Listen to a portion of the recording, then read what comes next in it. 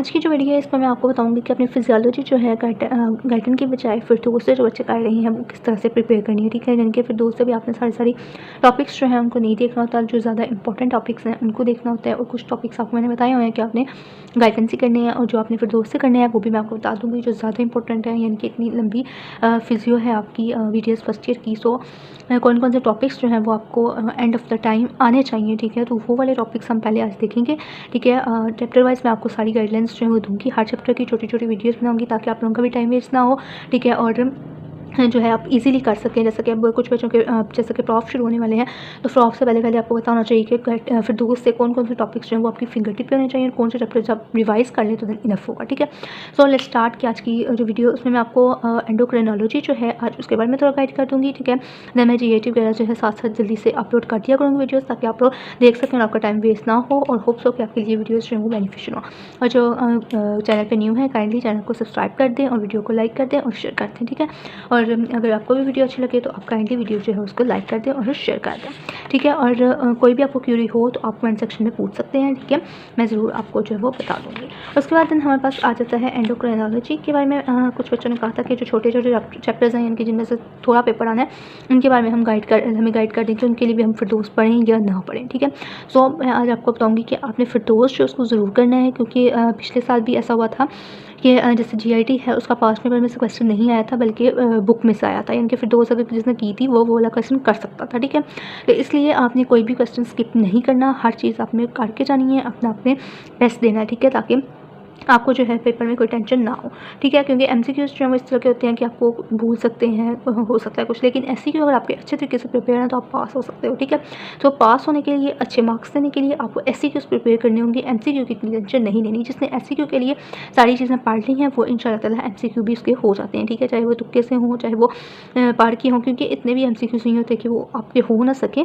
Almost आपके जो 10 MCQs हैं वो होते हैं कि डिफ़िकल्ट हों, बाकी जो आपके 30 to 35 एमसीक्यू होते हैं वो इजीली होते हैं। यानी कि जिसने एक दफ़ा पढ़ी हुई है बुक वो इजीली कर सकता है। ठीक है, जिन्हें सिर्फ स्टेप अप की हुई है उनके 20 तक या 25 तक एमसीक्यू हो जाते हैं। ठीक है, सो और ये भी डिपेंड करता है आपकी लाइफ पे कि आपको किस तरह के एमसीक्यू आते हैं। ठीक है, सो आपने दुआ करनी है, नमाज़ पढ़नी है एंड देन अपनी तैयारी करनी है, इंशाल्लाह ताला आप ज़रूर कामयाब होंगे। So let's start our video endocrinology. इसमें जो है हमने कौन कौन से आपको जैसे पता है एक एमसीक्यू इसमें सारा है, 2 से 3 एमसीक्यू इसमें सारा है। ठीक है, तो फर्स्ट ऑफ ऑल आपको इसकी डेफिनेशन आनी चाहिए। ठीक है, डेफिनेशन इतनी पूछी नहीं जाती लेकिन आपको पता होना चाहिए। हार्मोन की डेफिनेशन आपको आनी चाहिए, ये पूछा जाता है वाइवा में। ठीक है, फंक्शंस ऑफ द हार्मोन ये आपको बताना चाहिए, टाइप्स ऑफ द हार्मोन ये बताना चाहिए, देन टारगेट सेल ऑर्गन्स ये आपने सिर्फ एक दफ़ा पढ़ लेना है, लेकिन इनकी जो डेफिनेशन है ज़ाहिर है वो तो आपने करनी है। उसके बाद endocrinology glands and their hormones, इनमें से आपके पास interior, posterior, adrenal cortex, adrenal medulla, thyroid gland, islets of the Langerhans, यहाँ तक जो ग्लैंड्स हैं उनके ये टाइप्स हैं, ये कौन कौन से यानी कि इसमें हार्मोन्स वगैरह आ रहे हैं ये आपको पता होने चाहिए। ठीक है, जो ओवरीज, टेस्टिस है ये इतना इंपॉर्टेंट नहीं है, प्लेसेंटा भी इतना इंपॉर्टेंट नहीं है, पैराथायराइड हार्मोन में आपको ज़ाहिर है पता है, तो ये बस एक दफ़ा आपने रीड कर लेना। बाकी जो है इनके हार्मोन्स के नाम भी आपको आने चाहिए। ठीक है, और जो मोस्ट इंपॉर्टेंट है आपके लिए वो interior pituitary gland and posterior pituitary gland है। ठीक है, और थायराइड ग्लैंड। ठीक है, ये ज़्यादा इंपॉर्टेंट है, इनके बारे में डिटेल भी आपको पता होनी चाहिए। कौन कौन सी डिटेल करनी है वो भी मैं आपको बता देती हूँ, क्योंकि ये डायरेक्ट इसी तरह से ऐसी क्यों होता है कि इंटीरियर पिट्यूटरी ग्लैंड में कौन कौन से हार्मोन आते हैं, पोस्टीरियर पिट्यूटरी ग्लैंड में कौन से हार्मोन आते हैं, ये ऐसी क्यों है ये आपको आना चाहिए। उसके बाद नेक्स्ट चैप्टर में आपने जो है नेक्स्ट पेज पे जो है वो अपने क्लासिफिकेशन ऑफ हार्मोन आ जाता है। क्लासिफिकेशन ऑफ हार्मोन जो है इसमें पेप्टाइड्स के बारे में जो है एससीक्यू आ जाता होता है। ठीक है, तो ये आपने पेप्टाइड के बारे में जो एससीक्यू है वो यहाँ से प्रिपेयर करना है। देन स्टेरॉइड्स का पता होना चाहिए। ठीक है, इनकी एग्जांपल्स का पता होना चाहिए। देन अमाइनो एसिड के बारे में आपको पता होना चाहिए, बाकी आपने जस्ट रीड करना है। उसके बाद then between factors and hormone, ये कभी कभी पूछा जाता है, वो मोस्टली वाइवा में। ठीक है, इतना एससीक्यू नहीं आता इसमें से। ठीक है, उसका स्टोरेज ऑफ द हार्मोन ये भी इतना नहीं पूछा जाता, लेकिन स्टेरॉइड हार्मोन के बारे में आपको जो है थोड़ी सी गाइडलाइन होनी चाहिए। तो स्टेरॉइड हार्मोन जो है इसको अपनी दफ़ा पढ़ लेना है। और transport of hormone in blood ये किस तरह से होती है ये आपको बताना चाहिए। देन ये टेबल आ जाता है difference between major class of the hormone, ये टेबल जो है ये आपने अच्छे तरीके से प्रिपेयर कर लेना है, देन आपका हो जाएगा। उसके बाद देन हमारे पास आ जाए control of hormone secretion rate by negative feedback, ये भी वैसे एक रीड देनी है। हार्मोन रिसेप्टर, हार्मोन रिसेप्टर की आपको डेफिनेशन पता होनी चाहिए, इसकी नेचर एंड लोकेशन पता होनी चाहिए। प्रॉपर्टीज़ ऑफ रिसेप्टर्स, इसमें बस आपने हार्मोन एक्टिविटी है, हार्मोन स्पेसिफिसिटी है, प्रिमिसिव एक्शन होता है, रेगुलेशन ये इतना इंपॉर्टेंट नहीं है, जो ये ना regulation of number of receptors ये आपने याद करना है। ठीक है, down regulation and up regulation ये मोस्टली एमसीक्यू में पूछा जाता है, तो ये एमसीक्यू के लिए आपने याद रखना है। Then mechanism of hormonal action ये इंपॉर्टेंट है। ठीक है, इसको आपने क्या करना है, पहले एक रीड देनी है, देन इसमें जो मेन हेडिंग्स दी हुई है बस इनको याद रख लेना। ठीक है, यानी कि साइक्लिक एएमपी मैकेनिज्म होगा तो वो एक्टिवेट करेगा एडिनाइल साइक्लेज को, ठीक है। एंड देन हमारे पास ये कन्वर्ट होता है साइटोप्लाज्मिक में ये बस आपने एक दफ़ा जो है वो रीड आउट कर लेना है। उसके बाद कैल्शियम, यानी कि ये अभी तक क्वेश्चन जो है इतना खास आया नहीं है प्रॉफ में, लेकिन ये जो इसकी हेडिंग्स है ना, ये आपको पता होनी चाहिए। मेम्ब्रेन परमेबिलिटी मैकेनिज्म, ठीक है, इसके अंदर क्या होता है, कन्फर्मेशनल चेंजेस आती हैं, ठीक है, और जो परमेबिलिटी है वो चेंज हो जाती है, आयंस की एक्साइटेशन या इनहिबिशन होती है सेल की, ठीक है। और दूसरे में साइक्लिक एएमपी मैकेनिज्म होता है और कैल्शियम कैलमोडियम मैकेनिज्म होता है। इसमें क्या होता है, कैल्शियम एंटर होता है साइटोप्लाज्म में और बाइंड करता है 3 to 4 sides of the protein calmodulin से, ठीक है। और कैलमोडियम एक्टिवेटेड होती है बाय 3 फैक्टर्स, इफेक्ट्स की एक्टिवेट करती है, एंजाइम को एक्टिवेट होती है by myosin kinase. Then other 2 messenger systems, ये मैसेंजर सिस्टम्स कौन से हैं, ये आपको एमसीक्यू में तकरीबन पूछा जा सकता है। बाकी आपने इसको इस तरह से याद करना है कि अगर आपका एससीक्यू आए तो ये 3 पॉइंट्स जो है 4 वो आपको आने चाहिए, ठीक है। उसके बाद है प्रोटीन फॉर्मुलेशन एंड ये इतना इंपॉर्टेंट नहीं है, ठीक है। Clearance of hormone from plasma, इसको बस एक दफ़ा रीड कर लें। ये वाला जो टेबल आपका आ सकता है, ठीक है, एंडोक्राइन ग्लैंड का, ये पूरे का पूरा टेबल आपने याद करना है। इसमें से मोस्ट इंपॉर्टेंट जो ग्लैंड्स हैं वो वही हैं, interior hypothalamus, interior pituitary gland, thyroid gland, adrenal cortex, adrenal medulla, pancreas, parathyroid. यहाँ तक आपने जो है ये सारे याद करने हैं, ठीक है। इनकी केमिकल नेचर, इनका मेजर फंक्शन, इनके हार्मोन्स, क्योंकि एससीक्यू एमसीक्यू 2 में आ सकता है, तो ये चीज़ जो है वो आपको पता होनी चाहिए, ठीक है। उसके बाद देन आपके पास आ जाता है ये जो नीचे वाले हैं, ये आपके लिए इंपॉर्टेंट नहीं है बीडीएस फर्स्ट ईयर में, ठीक है, तो ये इतना आपको करने की ज़रूरत नहीं है। आपके पास टाइम हो तो आप पढ़ लें, वैसे ज़रूरत नहीं है। उसके बाद दैन हमारे पास ये जो डिफरेंस है neuro transmitter and hormones that influence feeding safety, ठीक है, इंक्रीज कौन से करते हैं, डिक्रीज फैक्टर्स 1 2 3 4 2 3 आपने जो है ना ये पढ़ लेना है, ठीक है, इतना इंपॉर्टेंट नहीं है टेबल। मतलब पिट्यूटरी ग्लैंड आपको पता होना चाहिए, मास्टर ग्लैंड है, मतलब कि under the growth of the brain, ठीक है, 1 सेंटीमीटर इन डायमीटर है। कुछ चीज़ें एक्स्ट्रा मैंने लिखी हैं वो भी आप नोट कर सकते हैं, क्योंकि एमसीक्यू में आता होता है कि मास्टर ग्लैंड कौन सा है, तो आपको पता होना चाहिए पिट्यूटरी ग्लैंड हाइपोफिसिस, ठीक है। उसके बाद ये लाई की तरह कनेक्शन की तरह डिवाइड किस में हुआ है, सेल टाइप्स, इसकी सेल टाइप यूक्यू क्वेश्चन है, ये आपको आना चाहिए, ठीक है। उसके बाद cell types in the posterior gland की किस तरह से हो रही है, ये अपने पास थोड़ा सा मैकेनिज्म है, इसको आपने याद कर लेना। इसका जो टेबल है ये आपने प्रिपेयर करना है, ठीक है। इसका जो टेबल है ये मोस्ट इंपॉर्टेंट है, ये सारे का सारा आपने इसी तरह से याद करना है, ठीक है। उसके बाद sites of the formation and transport of the pituitary hormone, ठीक है। साइट ऑफ फॉर्मेशन जो है ये एमसीक्यू में पूछा जाता है, ठीक है, तो ये आपने एमसीक्यू के लिए याद रखना है कि ये Supro optic nuclei from ADH, ठीक है, और ऑक्सीटोसिन। एंड ट्रांसपोर्ट ये किस तरह से होता है, इतना इंपॉर्टेंट नहीं है। हाइपोथैलेमिक, हाइपोफिजिया, पोर्टल सिस्टम, ये भी इतना इंपॉर्टेंट नहीं है।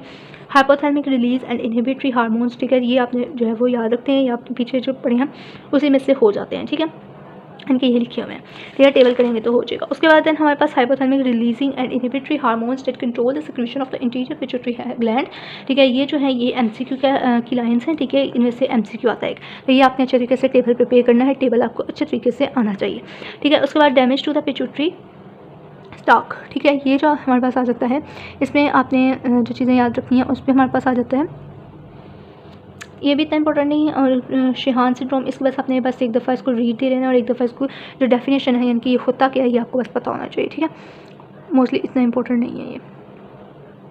उसके बाद हमारे पास आ जाता है गनेडोट्रॉफी डाउन रेगुलेशन, ये भी नहीं करने की जरूरत, ये भी नहीं करने की जरूरत। उसके बाद इंटीरियर पिट्यूटरी ग्रोथ हार्मोन, ये इंपॉर्टेंट है, ठीक है, ये आपने अच्छे तरीके से प्रिपेयर करना है। इसका दूसरा नाम आपको आना चाहिए, एमसीक्यू में पूछा जाता है, साइड इसकी पूछी जाती है, नीचे इसकी प्रोटीन है, एंड देन इसके जो एक्शन है, ये एक्शन बहुत ज़्यादा इंपॉर्टेंट है, ठीक है। तो ये आपको एक्शन सारे पता होने चाहिए, आपको अलग अलग तरीके से पूछे जाते हैं, यानी कि प्रोटीन मेटाबॉलिज्म के बारे में, फैट मेटाबॉलिज्म के बारे में, कार्बोहाइड्रेट मेटाबॉलिज्म में इसका क्या इफेक्ट हो रहा है, तो ये आपको पता होने चाहिए लाइन्स, ठीक है। 4 4 5 पॉइंट्स है, 4 4 5 पॉइंट्स ही आपको आने चाहिए, ठीक है। उसके बाद कार्टिलेज और बोन पे इसका क्या इफेक्ट है, सॉफ्ट टिश्यू पे ग्रोथ पे क्या इफेक्ट है, ठीक है, तो ये आपने पूरे का पूरा पेज जो याद करना है, यानी कि जब भी आपने एंड स्टार्ट करनी है तो आपको इंटीरियर पिट्यूटरी ग्लैंड जो है वो अच्छे तरीके से आना चाहिए, क्योंकि इसमें से एक एमसीक्यू आता है, ठीक है, और एमसीक्यू भी ये जाहिर रहता है। उसके बाद वाई इंसुलिन एंड कार्बोहाइड्रेट, इसको बस एक दफ़ा रीड दे देना है, डायबिटिक इफेक्ट ये भी रीड दे देना है। और उसके बाद पिट्यूटरी डायबिटीज़, ठीक है, ये आपने एक दफ़ा डेफिनेशन और इसकी ये डिफरेंस लिखा हुआ है, ये आपने पढ़ लेना है, ठीक है। पिट्यूटरी डायबिटीज़ क्या है, डायबिटीज़ मेलाइटिस में डिफरेंस क्या है, ये पूछा जाता है। उसके बाद रेगुलेशन ऑफ ग्रोथ हार्मोन, ये भी आपको पता होना चाहिए, ठीक है, 2 ही हैं, ठीक है, इनहिबिटरी एंड एक्सप्लोरेटरी, हाँ, regulation stimulatory factors and inhibitory factors, ये एमसीक्यू में पूछे जाते हैं और एससीक्यू में भी आता है। और जब control of growth hormone secretion आ जाती है, ये जो है ये इतनी इंपॉर्टेंट नहीं है। उसके बाद देन हमारे पास हाँ इसके अभी डिजीज़ आ जाती हैं, ये डिजीज़ आपने सारी की सारी करनी है, ठीक है। पेन हाइपोपिट्यूशन यानी कि सेक्रीशन डिक्रीज़ करती है, हाइपरपैचुरिज्म यानी कि एक्टिविटी इंक्रीज़ करती है पिट्यूटरी ग्लैंड की। और इसके अलग क्वेश्चन भी आता है, यानी कि जाइगेंटिज्म जो है इसके ऊपर क्वेश्चन आ सकता है, या आपको वो बता के देते हैं, सिनेरियो बेस्ड क्वेश्चन आपको आता है, यानी कि जाइगेंटिज्म की जो करैक्टरिस्टिक्स हैं या काजेज़ हैं वो ये ये लिख देते हैं और कहते हैं कौन सी डिजीज़ है या इसके करेक्टरिस्टिक्स आप बताएं, ठीक है। तो ये आपको पता होना चाहिए। जिगेंटिज्म और ड्वार्फिज्म जो है इन दोनों के दरमियान डिफरेंस जो है वो भी आपको आना चाहिए, ठीक है। उसके बाद और ये जो है आपको एमसीक्यू में आता है, ठीक है। उसके बाद हमारे पास आ जाता है एडीएच, ठीक है। उसके बाद एक्रोमेगाली भी इंपॉर्टेंट है। उसके बाद एडीएच, एडीएच जो है पोस्टीरियर पिट्यूटरी में आ जाता है। एडीएच की आपको साइट ऑफ फॉर्मेशन पता होनी चाहिए और इसकी एक्शन आपको पता होना चाहिए, ठीक है। इसका एक्शन क्या है, इनकी फंक्शन इसका जो है ये आपको पता होना चाहिए, ठीक है। और डेफिशिएंसी इसकी होगी तो क्या होगा, डायबिटीज़ इंस्पायर्डिस एंड पोलीयूरिया, ठीक है। ये पॉइंट आपने लिख लेना, ये इधर नहीं लिखा हुआ तो ये आपको पता होना चाहिए। रेगुलेशन ऑफ एडीएच आपको पता होना चाहिए। डायबिटीज़ इंस्पायर्डिस जो है ये आपको पता होना चाहिए। तो टाइप्स जो है इतनी इंपॉर्टेंट नहीं है, ये बस एक दफ़ा डिटेल लेने के अगर कोई एमसीक्यू आए तो आप उसको कर सकें, ठीक है। उसके बाद सिंड्रोम इससे रिलेटेड जो है ये बस एक दफ़ा डिक्रीज करता है कंसंट्रेशन एंड देन एक्सेस हो जाती है एडीएच की सिक्रीशन, ठीक है। और कॉज एक्सेस जो है वो tumours of the basal region of the brain में जो है वो कहते हैं ट्यूमर्स हो जाते हैं। ये बस एक रीड देनी है, इसमें से आपने ये पढ़ लेना है क्योंकि ये एमसीक्यू में आ सकता है। बस अगर आपके पास टाइम है तो कर लें, क्योंकि वैसे ये याद नहीं रहता तो करने की भी ज़रूरत नहीं है, ठीक है। उसके बाद ऑक्सीटोसिन, ऑक्सीटोसिन की भी आपको site of formation, secretion and action बस पता होने चाहिए, ठीक है। मैकेनिज्म ऑफ एक्शन में देखिए आप बता सकते हैं 2-3 फैक्शन के मिल्क इंजेक्शन में, यूट्रस में, ठीक है। Fertilisation, blood vessel, pituitary gland पे मोस्टली ज़्यादा पूछा जाता है, तो ये वाला पॉइंट इंपॉर्टेंट है, ये आपने याद कर लेना। किडनी पे यानी कि 2-3 इसके एक्शंस जो है वो आपने याद कर लेने हैं। Then thyroid metabolic hormone, thyroid gland जो है इसमें फॉलिकल्स एंड पैराफॉलिकल्स, इनके दरमियान आपको डिफरेंस आना चाहिए, स्टेप्स आने चाहिए, ठीक है। 4 स्टेप्स आ जाते हैं हमारे पास। इन 4 स्टेप्स के बस आपने नाम याद कर लेने हैं, बाकी इतना करने की ज़रूरत नहीं है, ठीक है। उसके बाद हमारे पास स्टोरेज की आपने याद रखनी है कि स्टोर होते हैं इन थायराइड फॉलिकल्स में, ठीक है। और पार्ट ऑफ द थायरोग्लोबिन, ठीक है। T1 मॉलिक्यूल रिटर्न ये इतना करने की जरूरत नहीं, बस आपको ये बताना चाहिए पार्ट है ऑफ थायरोग्लोबिन के, ठीक है। और रिलीज़ कहाँ पे होते हैं, फॉलिकुलर सेल्स एंड दूसरा सीडोपोडल एक्सटेंशन। ये भी एक दफ़ा आपने बस रीड कर लेना, भी इतना नहीं पूछा जाता, ये भी नहीं पूछा जाता। हाँ, ये जो ट्रांसपोर्ट है ये पूछी जाती है ज़्यादा, ठीक है। ये आपने जो है कर लेनी है कि ट्रांसपोर्ट इनकी जो किस तरह से हो रही होती है in blood by combining with plasma proteins. Plasma half life में इसकी जो वैल्यूज़ हैं ये आपको पता होनी चाहिए। Difference between T3 and T4 ये इंपॉर्टेंट है, ठीक है। आपको डिफरेंस आना चाहिए T3 और T4 के दरमियान, ठीक है। और इनका जो फॉर्मेशन के ये 3 स्टेप 4 स्टेप्स बताए थे, इनके नाम आने चाहिए, डिफरेंस आना चाहिए एंड देन लेटेंट पीरियड जो है इसमें भी आपने बस ये डेफिनेशन में 2 वैल्यूज़ याद रख लेनी है, ये भी इतना इंपॉर्टेंट नहीं है वैसे। उसके बाद then action of T3 and T4, ठीक है। इसमें आपने 2-3 एक्शंस जो है बस याद रख सकते हैं। ज़्यादा important fat metabolism, carbohydrate metabolism और प्रोटीन मेटाबॉलिज्म, यानी कि इनसे रिलेटेड वो पूछते हैं, ठीक है। तो ये आपको ये 3 ज़्यादा पता होने चाहिए, बाकी इतना करने की ज़रूरत नहीं है, बाकी एक दफ़ा रीड कर लेना है। एंड देन आपने जो है CNS पे जैसे छोटा इफेक्ट लिखा हुआ है, CNS पे, स्लीप पे में, तो छोटे छोटे जो हैं वो आप एक दफ़ा कर लें, यानी कि 4 से 5 आपको एक्शन आने चाहिए, ठीक है। और ये पूछे जाते हैं। उसके बाद regulation of T3 and T4 secretion, ये भी हाँ ये फैक्टर्स जो हैं फैक्टर्स आपने सबके करने हैं। तो फैक्टर्स करने हैं, एक्शंस करने हैं एंड डिजीज़ करनी है, ठीक है। ये ज़्यादा इंपॉर्टेंट है और उनकी प्रेजेंस के वो किधर प्रेजेंट होते हैं, ठीक है, और क्या उनका फंक्शन है। उसके बाद हम ये भी इतना इंपॉर्टेंट नहीं है, नेगेटिव फीड में बस एक रीड लेना है। और बाकी डिजीज़ आ जाती हैं हाइपरथायराइडिज्म, यानी कि इसमें वो क्या करते हैं कि आपके पास ये जो सिम्टम्स लिखी हुई है ना, ये सिम्टम्स दे रहे हैं, यानी कि पूछते हैं प्रोट्रूजन ऑफ आईबाल है, ठीक है। प्रोट्रूजन हुई है आईबाल में, inability to sleep, increase appetite, increase cardiac output, ठीक है। तो ये 3 पॉइंट्स पर देंगे और पूछेंगे कि कौन सी डिजीज़ है, तो आपको बताना चाहिए हाइपरथायराइडिज्म है, ठीक है। और इसकी काजेज़ क्या हैं वो आपको बताना चाहिए और वो पूछ लेते हैं इसकी ट्रीटमेंट क्या है, तो ट्रीटमेंट आपको बताना चाहिए। Surgical removal of the thyroid gland है, डिस्ट्रॉय स्क्वीटरी सेल्स आ जाते हैं, ठीक है। तो इस तरह से आपको क्वेश्चन आता है एंडो में से, यानी कि डायरेक्ट वो कम ही पूछते हैं। एक डिजीज़ में से क्वेश्चन आता है, चाहे वो थायराइड का आ जाए, इंटीरियर पिट्यूटरी या पोस्टीरियर पिट्यूटरी का आ जाए, ज़्यादातर इन तीनों में से ही आता है, ठीक है। तो वो इस तरह से ही पूछते हैं। तो आपने ये सिर्फ 2-3 पॉइंट्स जो है इनके याद रखने हैं कि अगर भूख ज़्यादा लग रही है, इनके एपेटाइट ज़्यादा है, बॉडी वेट कम है, ठीक है, टॉलरेंस टू हीट डिक्रीज़ हो गई है, प्रोट्रूजन टू आईबाल है, तो कौन सी डिजीज़ होगी, ठीक है। तो इस तरह से आपने याद रखना है और ट्रीटमेंट याद रख लेनी है। देन उसके बाद हमारे पास आ जाता है हाइपोथायराइडिज्म, ठीक है। हाइपोथायराइडिज्म भी सेम आपने इसी तरह से ही याद करना है। ये जो सारे इसके सिम्टम्स लिखे हैं सारे करने की जरूरत नहीं है, बस 1-2 पॉइंट आपने याद रख लेना है कि स्टंट हो जाती है ग्रोथ, ठीक है, माइलस्टोन्स डिलेड, ठीक है, और face bloated, rough thick skin, ठीक है, मेंटल हेल्थ रिटार्डेड। उसके बाद सेक्स लाइन का पढ़ लेना है। उसके बाद GI मतलब एपेटाइट रिड्यूस, देखिए इसमें एपेटाइट क्या हो गई है, रिड्यूस्ड हो गई है, GI मोबिलिटी रिड्यूस हो गई है, लेकिन इसमें क्या है, ज़्यादा है, तो ये इसका डिफरेंस आपको याद रहेगा। इस तरह से ही ज़्यादा वो एपेटाइट का ही लिख के बता देंगे। अगर इंक्रीज एपेटाइट है तो हाइपरथायराइडिज्म है, अगर डिक्रीज एपेटाइट लिखा हुआ है तो हाइपोथायराइडिज्म है, ठीक है। तो 2 डिफरेंस आप बता सकते हैं कि कौन सी डिजीज़ है, ठीक है। उसके मायोक्सिडिमा, ये डायरेक्ट वो पूछ लेते हैं, ये भी आपको पता होना चाहिए कि अडल्ट में होता है। एंड देन आपको पता होना चाहिए फेस, स्किन, बॉडी वगैरह के बारे में कि इसकी स्वेलिंग ऑफ फेस हो जाती है, डिक्रीज ग्रोथ, ठीक है। उसके बाद इम्पेयर्ड मेंटल कंडीशन, ठीक है, और जीआईटी में एपेटाइट जो है वो रिड्यूस हो जाती है। अगर डायग्नोसिस इसकी किस तरह से होती है ये भी पूछा जाता है। एंड देन इसकी ट्रीटमेंट, गाइटर जो है ये भी इंपॉर्टेंट है, ठीक है, गाइटर की डेफिनेशन पूछी जाती है। टाइप्स जो हैं ये नहीं इतनी पूछी जाती है, बस इसकी डेफिनेशन और ये फैक्ट्स आपने याद कर लेने, ठीक है। उसके बाद हमारे पास आ जाता है एड्रीनल हार्मोन, एड्रीनोकॉर्टिकल हार्मोन आपको पता होना चाहिए कि इनकी क्या क्या पार्ट्स हैं। देन आपको मिनरलोकॉर्टिकॉइड एंड ग्लूकोकॉर्टिकॉइड इन दोनों में डिफरेंस आना चाहिए, ठीक है। उसके बाद देन आपने ट्रांसपोर्ट आ जाती है, ये इतनी इंपॉर्टेंट नहीं है, ऐसे क्रिएट दे दें। उसके बाद एल्डोस्टेरोन का आपको पता होना चाहिए साइट ऑफ फॉर्मेशन क्या है, कॉर्टिकोस्टेरॉइड की साइट ऑफ सेक्रेशन क्या है, फॉर्मेशन क्या है। एंड देन एक्शन में आपने बस एक तो याद करना है कि सर्कुलेशन में क्या इसका इफेक्ट है, जीआईटी पे क्या इफेक्ट है, थायराइड ग्लैंड पे क्या इफेक्ट होता है इसका, ये आप 2-3 पढ़ सकते हैं। रीनल ट्यूब्यूल पे आपको पहले ही पता है, ठीक है, इतनी दफ़ा आपने पढ़ा हुआ है वाटर एब्जॉर्प्शन वाला, तो ये आपने कर लेना है, ठीक है। उसके बाद इसकी रेगुलेशन आपने पीछे भी मैंने आपको बताया था, वहाँ से भी कर सकते हैं, ये वाली रेगुलेशन भी आप कर सकते हैं, क्योंकि एडीएच की रेगुलेशन जो है बहुत ज़्यादा इंपॉर्टेंट है, ठीक है। तो ये आपको पता होनी चाहिए, एल्डोस्टेरोन की भी पता होनी चाहिए, ठीक है। उसके बाद कॉर्टिसोल, ठीक है, सॉरी कॉर्टिसोल जो है इसके बारे में ज़्यादातर आपने एक रीड दे के इसको कार्बोहाइड्रेट, प्रोटीन और फैट पे इसका इफेक्ट जो है वो याद रखना है, बाकी इतना ज़रूरी नहीं है करना। इसकी भी रेगुलेशन कर सकते हैं, क्योंकि एडीएच की वैसे ज़्यादा पूछी जाती है, कॉर्टिसोल की इतनी नहीं पूछी जाती, लेकिन आपने एक रीड दे लेनी है, ठीक है। उसके बाद secretions of the other hormones with ACTH भी इतना इंपॉर्टेंट नहीं है। उसके बाद एड्रोजन, हाँ, इसकी भी साइट ऑफ फॉर्मेशन आपने पढ़ लेनी है, इतना इंपॉर्टेंट नहीं है, एक दो फंक्शन याद कर लें, छोटा सा है। उसके बाद पैथोलॉजी ऑफ एड्रीनल कॉर्टेक्स, ये ज़्यादा इंपॉर्टेंट है, ठीक है, पैथोलॉजी ज़्यादा इंपॉर्टेंट है। इसमें से एडहेसेंस डिजीज़ आ जाता है हमारे पास, ठीक है, एडहेसेंस डिजीज़, इसकी काजेज़, इसकी डिस्टर्बेंसेस, ठीक है। उसके बाद देन आपने प्राइमरी सेकेंडरी में डिफरेंस, क्वेश्चन सिंड्रोम ज़्यादा इंपॉर्टेंट है, और एडिसन्स डिजीज़, ये दोनों ज़्यादा इंपॉर्टेंट है। जैसा मैंने आपको पिछला बताया थायराइड, हाइपोथायराइडिज्म एंड हाइपोथायराइडिज्म में डिफरेंस, उसी तरह से इसमें भी पूछा जा सकता है। तो आपने क्या करनी है, इसकी जो सिम्टम्स हैं उनको एक दूसरे को याद रखना है, और उसके रिलेटेड आपने बता देना कि क्वेश्चन सिंड्रोम होगा या एडिसन्स डिजीज़ होगी, ये वाइवा में और जो आपके प्रॉफ है उसमें पूछा जाता है, ठीक है। इनके ये डिफरेंस भी लिखा हुआ है, आप यहाँ से भी याद कर सकते हैं। एपिनेफ्रिन और एपिनेफ्रिन ये इतना इंपॉर्टेंट नहीं है, ठीक है, इसकी आपने फंक्शन जो है वो बस याद कर लेते हैं, सिस्टमिक नर्वस सिस्टम से ही सीखते हैं, ये तब नहीं पूछे जाते। उसके बाद islets of the Langerhans pancreas आ जाते हैं, इसके एक्शन ऑफ इंसुलिन जो है इसके मेन पॉइंट्स आपने बस याद रखने हैं, ठीक है, यानी कि इसके कार्बोहाइड्रेट पे इफेक्ट, प्रोटीन और फैट पे इफेक्ट जो है ये बस याद रखना है, और इसकी रेगुलेशन में यानी कि 2-3 फैक्टर्स जो हैं वो बस याद रख लेने हैं, ठीक है। उसके बाद या इंसुलिन रेजिस्टेंस की, ओबेसिटी, ये 3 पहले 4 पॉइंट्स जो हैं वो बस पढ़ लेने हैं, उसके बाद बाकी इतना पढ़ने की ज़रूरत नहीं है। देन आपके पास एक्शन ऑफ द ग्लूकागोन, ये भी एक्शन बस 1-2 याद रख लेना है।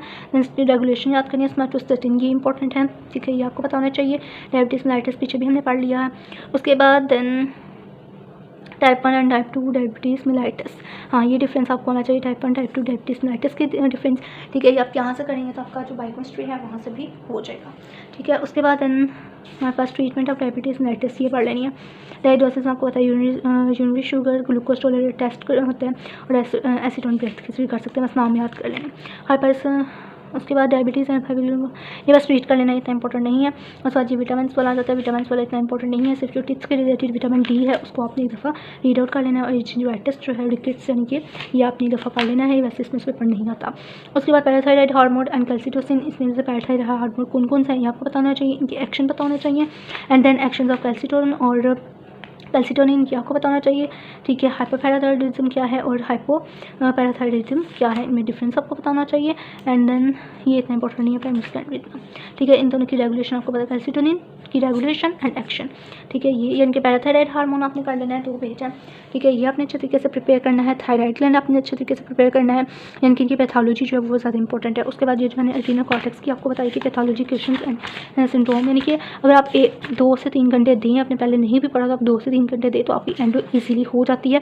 सिर्फ आपने इसमें मेन चीज़ें जो है वो याद रखनी है कि इसकी डिजीज़ के काजेज़ क्या हैं, सिम्टम्स क्या हैं, ट्रीटमेंट क्या है, काजेज़ क्या हैं, सिम्टम क्या है, डिजीज़ क्या है, ठीक है। तो ये आपको चीज़ें जो है वो पता होनी चाहिए बस, और इसकी साइड्स पता होनी चाहिए किधर किधर प्रेजेंट होती हैं, और हार्मोन्स कौन कौन से हैं, और उनके आगे से किस किस में वो डिवाइड हुए होते हैं। गाइटर इंपॉर्टेंट है, मैक्सिटम इनके थायराइड ग्लैंड जो है वो ज़्यादा इंपॉर्टेंट है, ठीक है। पैराथायराइड हार्मोन इंपॉर्टेंट है। एडीएच में बस 2 चीज़ें आपने करनी है। देन आपके पास डायबिटीज़ टाइप 1 टाइप 2 में डिफरेंस, डायबिटीज़ मेलाइटिस, डायबिटीज़ इंसिपिडिस में डिफरेंस, ठीक है। उसके बाद इंटीरियर पिट्यूटरी, ये आपने अच्छे तरीके से प्रिपेयर करना है। और ये 3 टेबल हैं वो आपने प्रिपेयर करना है, 1, 2 और 3 टेबल, ठीक है। ये भी इतना इंपॉर्टेंट नहीं है, 2 और 1 ये वाला टेबल, ठीक है। ये वाले टेबल आपने जो है वो अच्छे तरीके से प्रिपेयर करने हैं। होप सो कि आपको वीडियो अच्छी लगी होगी।